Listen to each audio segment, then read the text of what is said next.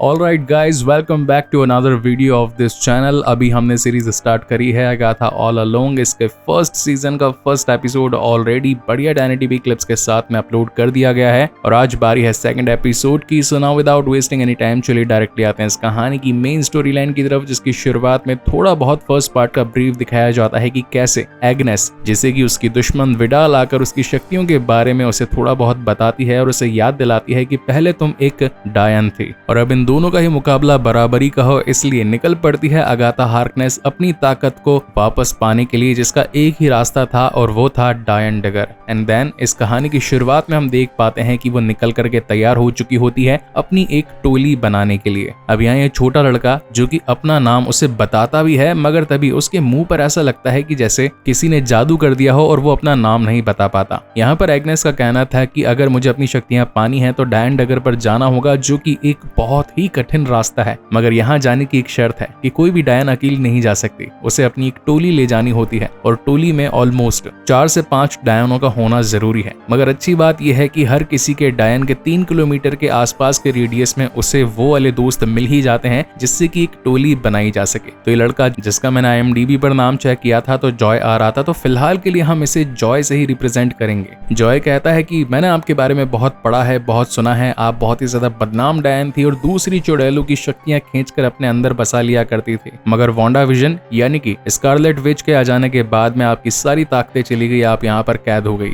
जिस पर एग्नेस का कहना था कि हाँ वो एक बुरा हादसा था, मगर मैं अब अपनी ताकत वापस पाकर रहूंगी। जॉय कहता है कि मैंने इस डगर के बारे में भी बहुत सुना है, क्या मैं भी आपके साथ चल सकता हूँ? एंड वही यूजुअल सीन की जब वो उसका नाम पूछती है तो मुंह पर ऐसा लग रहा था कि किसी ने जादू से उसका नाम बंद कर दिया। हालांकि लड़का बताना तो बहुत कुछ चाह रहा था अपने बारे में, मगर मुंह पर हुई इस जादू की वजह से एग्नेस कुछ समझ नहीं पाती और अब इस डायन डगर के लिए निकल पड़ती है अपने कुछ साथियों को लेने के लिए। खैर यहाँ पर कुछ कॉमेडी सीन्स भी हैं कि वो गाड़ी चलाने के लिए पहले घर में ही एक होममेड गाड़ी पर ट्राई करती है, मगर उसे याद आता है कि ये तो असली गाड़ी है ही नहीं। एंड देन वो घर के बाहर आकर जॉय से कहती है कि अपनी गाड़ी लेकर आओ, ड्राइविंग तुम करोगे। इसी के साथ वो उस पॉइंट पर भी आती है जहां पर हमने वो सीन देखा था वांडा विजन के 9th एपिसोड के अंदर कि किस तरीके से ये वही प्लेस था जहां पर वांडा यानी कि स्कारलेट विच ने अपनी पूरी ताकतों को इस्तेमाल करके इस पूरे वेस्ट व्यू को अपने कब्जे में कर लिया था, हर किसी का माइंड वॉश कर दिया था और इसी वजह से जाते वक्त एग्नेस उस प्लेस पर थूक करके जाती है। एंड देन ये लोग गाड़ी में बैठ चुके होते हैं। ये लड़का उसका बहुत ही ज्यादा दिमाग खाने लगता है और कहता है कि आखिर जब आपके पास में पावर्स आ जाएंगी तो आप क्या क्या करेंगी, क्या उनमें से मुझे भी कुछ सिखाएंगी, मैं आपका चमचा बनने के लिए तैयार हूँ, वगैरह वगैरह। एंड देन ये लोग बातें करते कराते अपने 3 किलोमीटर के पहले रेडियस में पहुंच जाते हैं एक डायन के पास में, जो कि पेशे से एक तांत्रिक थी और लोगों को ये बताया करती थी कि आपके पुराने बीत गए लोग आपसे कैसे कांटेक्ट कर सकते हैं। तो बेसिकली यहाँ पर वो एक मीडियम सोर्स का काम कर रही थी, जो कि इंसानी दुनिया और मृत्यु लोक के बीच का द्वार खुलवा करके अपने परिवार लोगों को आपस में मिलाया कर सकती थी। तो यहाँ पर एग्नेस एक नाटक रचती है और बताती है कि मेरे पति जो कि बहुत ज्यादा अमीर थे, कुछ टाइम पहले मारे गए, हमें उनकी बहुत याद आती है, मगर मैं जानना चाहती हूँ कि आखिर मरने से पहले उन्होंने अपना ढेर सारा सोना कहाँ पर दबा दिया। तो अभी तांत्रिक, जो कि फेक होती है पेशे से, तो वो बता देती है कि गोल्फ खेला करते थे, वो बहुत अमीर आदमी थे और गोल्फ के बेग के नीचे वाली जमीन को खोदोगे तो तुम्हें ढेर सारे सोने के सिक्के मिलेंगे। मगर इसी के साथ उसे अब असली वाले विजन्स आने लगते हैं और वो एग्नेस को बताती है कि तुम डगर पर जाना चाहते हो, तुम्हारे साथ अभी तक बहुत कुछ बुरा हुआ है और अब तुम्हें बदला लेने के लिए उस टोली का इंतजार है जो कि तुम्हें उस डगर पर चलने की हेल्प करेगी। और अचानक से ही वो एक लिस्ट के अंदर 4 नाम लिख करके उसे दे देती है और जब होश में आती है तो कहती है कि यहाँ पर क्या हुआ था, जिस पर एग्नेस बताती है कि जो लिस्ट तुमने मुझे बना कर दी है, जो कि वो टोली है जो कि डगर पर चलेगी, उसके अंदर तुम्हारा भी नाम है। इस बात को सुनकर के लीलिया, जो कि वो तांत्रिक थी, वो बहुत ज्यादा हैरान परेशान हो जाती है और कहती है कि आखिर मैं तुम्हारे साथ क्यों चलूं। जिस पर एग्नेस का कहना था कि वैसे भी तुम्हारा धंधा ठप हो चुका है, तुम पहले कितनी अच्छी जादूगर हुआ करती थी, तुम्हारे पास ताकत थी दूरदृष्टि की, जिससे कि तुम फ्यूचर में होने वाली चीजों को पहले ही प्रिडिक्ट कर लिया करती थी और तुम जैसी पार्टनर इस डगर पर चलने के लिए बेस्ट रहेगी, इसलिए अपनी काबिलियत को समझो और मेरे साथ चलो। एंड देन वो ये कहकर वहां से निकल जाती है। इनफैक्ट वो छोटा लड़का भी एग्नेस का एड्रेस देकर बाहर आता है। अब यहाँ पर हम देख पाते हैं कि एग्नेस की एक नजर एक कौवे पर पड़ती है, मगर इसका राज क्या है वो हमें बाद में मालूम चलेगा। और फिर ये लोग निकलते हैं अपनी टोली की दूसरी कंटेस्टेंट के पास में, जिसका नाम होता है जीन, जो कि इस वक्त ऑर्गेनिक आर्टिफैक्ट्स को बेच रही थी और बता रही थी कि ये जो मोमबत्ती है इसे हम जला भी सकते हैं, खा भी सकते हैं, मतलब कि रूम का एम्बियंस भी बढ़िया होगा और हेल्थ कॉन्शियस भी रहेंगे। आप मेरी ये वाली मोमबत्ती खरीद लीजिए, ये कुछ $200 की है। मतलब कि सस्ती चीजों को बहुत ही महंगा महंगा बता करके लोगों को चूना लगा रही थी कि तभी यहाँ पर एग्नेस आ जाती है और कहती है कि जैन, तुमसे बढ़िया पोशन क्रिएटर मुझे कहाँ मिलेगी। पोशन क्रिएटर आपने हैरी पॉटर में सुना होगा, वो वाली जादूगरनी है जो कि काढ़ा बनाया करती है और जैन उसमें बहुत माहिर थी, मगर कुछ टाइम से उसकी भी शक्तियां गायब हो चुकी थी। वो भी ठीक से कुछ परफेक्ट काढ़े बना नहीं पा रही थी और इस वजह से एक दो नहीं करीब 800 लोगों को स्किन डिजीज हो चुके थे और अब उसके ऊपर ढेर सारे पुलिस केस भी लग चुके थे। वहीं जॉय और एग्नेस उसे अब डगर पर चलने के बारे में कहती है तो जैन बताती है कि वो तो सीधी मौत है, आखिर मैं तुम्हारे साथ क्यों चलूं। जिस पर जॉय का बताना था कि इस टोली के लिए तुम्हारा नाम भी अवेलेबल है, तो फिर तुमसे अच्छा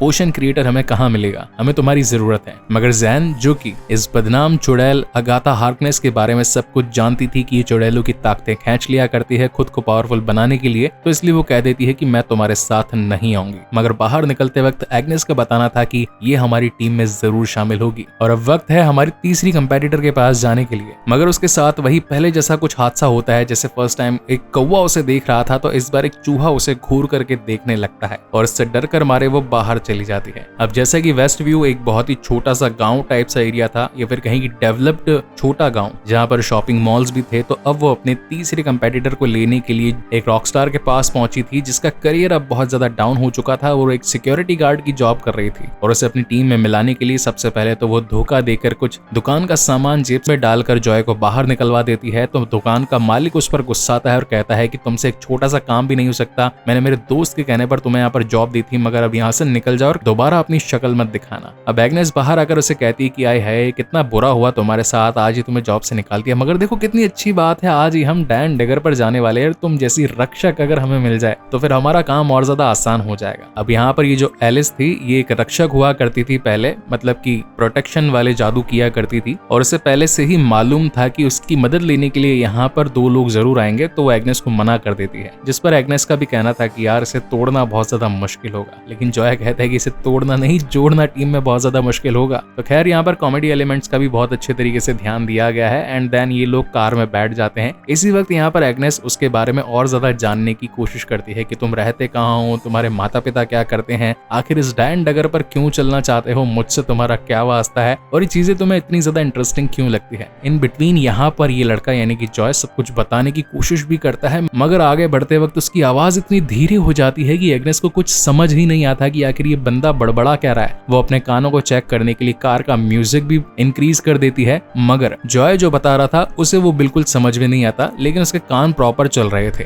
एंड देन ये लोग घर पर आ चुके होते हैं और अब अगाथा तैयार थी अपनी एक नई ड्रेस के साथ में उन गुंडों को मजा चखाने के लिए, मगर तभी घर के बाहर एक भेड़िया उसका इंतजार कर रहा था। तो डर कर मारे वापस से एग्नेस अपने घर के अंदर चली जाती है। और अब जैसा कि शाम को इन सभी का टाइम दिया गया था, तो सबसे पहले जैन यहाँ पर पहुंच जाती है। जॉय उसका स्वागत करने के लिए उसे प्रोटीन बार्स देता है एंड देन उसके बाद में वही दूरदृष्टि वाली लिलिया भी पहुंच जाती है क्योंकि उसे भी अपनी पावर्स चाहिए थी। अब जैसा कि यहाँ पर 3 डायने ऑलरेडी मौजूद थी तो इनके बीच में झगड़ा वगैरह होने लगता है कि तभी यहाँ पर रॉकस्टार एलिस भी पहुंच जाती है और अब क्योंकि वो एक रक्षक थी तो इन्हें झगड़ा करने से रोकती है और कहती है कि आगे का प्लान क्या है। खैर हम 4 तो हो चुके हैं मगर एक 5वीं की और जरूरत है, जिस पर एग्नेस बताती है कि मैं यूं गई और यूं आई और बाहर निकलकर वो अपनी पड़ोसन मिसेस हार्ट को भी इस डायन डगर पर चलने के लिए मना लेती है, जो कि इस वक्त अपनी गार्डनिंग कर रही थी और एक आम औरत थी। खैर अब आंटी जी का इस सीरीज में आगे चल करके क्या काम होगा वो तो मुझे भी नहीं पता, मगर इस वक्त वो उनके साथ घर पर नीचे आ जाती है। एग्नेस उसे झूठ बोलकर लाई थी कि आज हम यहाँ पर पार्टी करेंगे, तो ये सभी लोग इस वक्त अपने बेसमेंट में आ चुके होते हैं। एग्नेस का जॉय को कहना था कि ऊपर जाकर सारी खिड़कियां बंद कर दो क्योंकि हवा बहुत तेज चल रही है, मगर जॉय को क्या पता था कि तेज हवा नहीं बल्कि जलजला आने वाला है उसकी लाइफ में। एंड देन ये 5 औरतें मिलकर डायन डगर का गाना गाने लगती है एंड सीरियसली गाना वाज रियली कूल जब मैंने सुना। वैसे इसका जो मेल वर्जन है उसकी आवाज मुझे लग रही थी कहीं ना कहीं विशाल दादलानी की होगी, पर माइट भी मैं गलत भी हो सकता हूँ। तो अगर आप में से किसी को पता है कि मेल वर्जन किसने गाया तो कमेंट सेक्शन में जरूर बताइएगा। वहीं दूसरी तरफ हम जॉय को देख पाते हैं जो कि घर की खिड़कियां दरवाजे बंद करने के लिए ऊपर गया होता है कि तभी हम ढेर सारी काली चुड़ैलों को देख पाते हैं जिनके आने भर से ही शाम और रात बढ़ जाती है, यानी कि हर जगह अंधेरा आ चुका होता है और अब वो धीरे धीरे करके एग्नेस के घर की तरफ आ रही थी, जिनको लीड कर रही थी खुद सेलम 7, जिसका जिक्र सुबह सुबह विडाल ने किया था।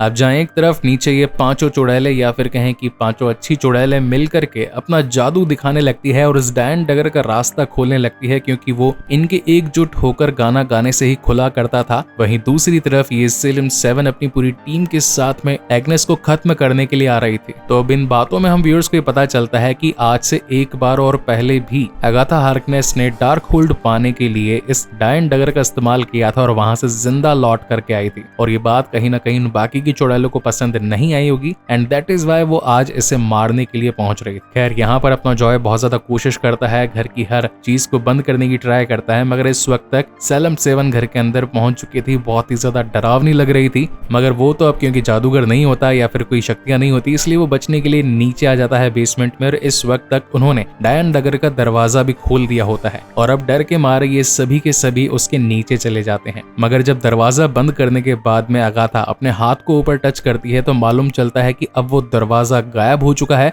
ऐसा लग रहा था मानो मिट्टी से उसे बंद कर दिया हो या दफना दिया गया हो। और अब यहाँ पर उस जगह का थोड़ा सा व्यू दिखाया जाता है कि कैसे दीवारों में ब्लू कलर की रोशनी चमक रही है और उन्हीं रोशनियों का पीछा करते करते वो नीचे आ पहुंचती है, जहाँ पर उसकी बाकी की टीममेट्स भी होती है। और यहाँ से शुरुआत होती है डायन डगर, जहाँ पर ये सभी की सभी औरतें अपने जूते खोल करके नंगे पैर फूलों या फिर कहें कि उस सूखे पत्ते वाली जगहों पर चलने लगती है। और इसी तगड़े सस्पेंस के साथ में ये शानदार एपिसोड यहीं पर खत्म होता है। आई होप गाइस की डिटेल्ड एक्सप्लेनेशन और ये वीडियो आप लोगों को पसंद आया हो, और अगर आया है then please do like, comment and share this video as much as possible, क्योंकि यार बार बार क्लिप के साथ एक्सप्लेन करने में बहुत सारे क्लेम्स आते हैं। तो फाइनली आ गया। वीडियो अच्छा लगा हो तो प्लीज चैनल को जाते जाते सब्सक्राइब जरूर कीजिएगा, क्योंकि इसका थर्ड एपिसोड और भी ज्यादा इंटरेस्टिंग होने वाला है। सो तब तक के लिए keep watching and stay safe and thank you so much guys for watching this video. मिलते हैं अगले वीडियो में।